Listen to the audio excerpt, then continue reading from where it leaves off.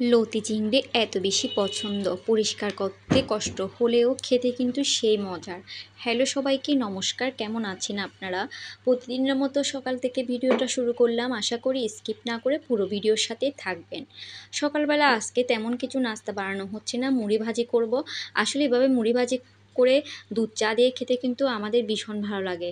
অনুশ্রী বাবা বেশি পছন্দ করে এভাবে মুড়ি ভাজি করে দিলে। তো একটু পেঁয়াজ কুচি করে তারপর একটা কাঁচামরিচ দিয়ে আমি মুড়িগুলো ভেজে নিলাম, সাথে একটু করে আমি চিনি দিলাম। এভাবে মুড়ি ভাজি কারা কারা করেন? তারপর একটা বিস্কিট এনেছিল কালকে রাত্রে, তো এটা আমি পটের মধ্যে রাখতেছি। তো অনুশ্রী বলতেছে মা আমি রাখবো, তো ও রাখতেছে। আসলে মেয়েরা এরকম, ছোট থেকেও কাজ করতে উৎসাহ বেশি ওদের।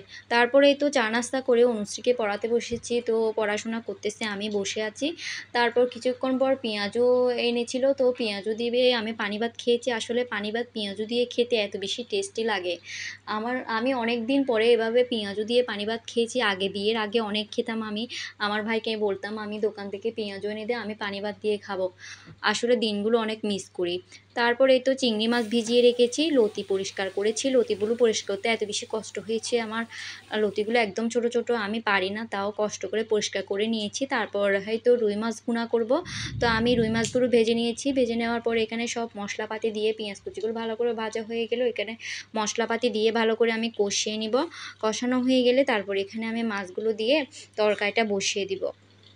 আসলে লতিগুলো দেশি লতি, খেতে কিন্তু খুব স্বাদ। আসলে পরিষ্কার করতে কষ্ট হলেও লতি চিংড়ি কিন্তু সবাই পছন্দ করে কম বেশি। আর আসলে আমরা যেভাবে রান্না করি না কেন আমাদের একটু হলেও গলা চুলকায়। এটা কেন যে চুলকায় সেটাও বুঝি না। এ তো মাছটা হয়ে গেছে, এখানের মধ্যে আমি পরিমাণ মতো পানি দিয়ে দিব। পানি দিয়ে 2টা কাঁচামরিচ দিয়েছি। এবার আমি টমেটোগুলো দিয়ে এগুলো ফুটতে দিয়ে দিলাম। এগুলো হতে হতে আমি লতিগুলো ধুয়ে টুয়ে নিলাম, নিয়ে তারপরে এ তো কড়াইতে আমি এগুলো বসাই দিব। তো এখানে আমি পেঁয়াজ কুচিগুলো ভালো করে ভেজে নেওয়ার পর তারপর এখানে আমি সব মশলাপাতি দিয়ে দিব। আদা জিরা বাটা, মরিচের গুঁড়া, হলুদ গুঁড়া, এগুলো দিয়ে চিংড়ি মাছগুলো একটু আগে ভেজে নিব। চিংড়ি মাছ আলাদা করে ভাজতে হয় না, এখানে পেঁয়াজের মধ্যে দিয়ে আমি ভেজে নিই।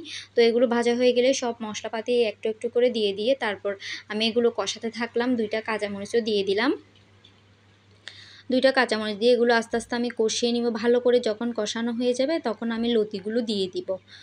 লতিগুলো দিয়ে আর একটু আমি হালকা কষিয়ে নিব যতক্ষণ পর্যন্ত ভালো করে কষানো না হয়।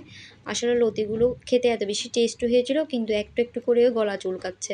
কেন চুলকাচ্ছে বুঝতেছি না। লেবু দিয়েছি গরম জল দিয়ে, ভালো করে আমি ধুয়েও নিয়েছি, তাও আমাদের গলা চুলকায়। হালকা একটু গলা চুলকাবে যেমনিভাবে রান্না করি না কেন। যেমন ওই রান্না করি না কেন গলা চুলকাবে, এমন কেন হয় বুঝতে পারি না। তো এই তো লতিটা হয়ে গেছে। এখানে আমি পরিমাণ মতো জল দিয়ে ফুটতে দিয়ে দিলাম। লতি হয়ে গেলে এগুলো নামিয়ে রাখবো। আসলে বাসায় ধনেপাতা ছিল না। আসলে ধনেপাতা 2-3 দিন থেকে বেশি থাকে না, এগুলো নষ্ট হয়ে যায়। তো আর প্রতিদিন তো বাজার করা সম্ভব না। তো এই তো সন্ধ্যাবেলা চা নাস্তা খেয়ে নিলাম মুড়ি বিস্কিট দিয়ে। তো ভিডিওটা এতক্ষণ পর্যন্ত যারা ধৈর্য ধরে দেখেছেন সবাইকে অসংখ্য অসংখ্য ধন্যবাদ। তো পরের ভিডিওয়ে কথা হবে। ভালো থাকবেন সবাই। নমস্কার সবাইকে। নমস্কার সবাই।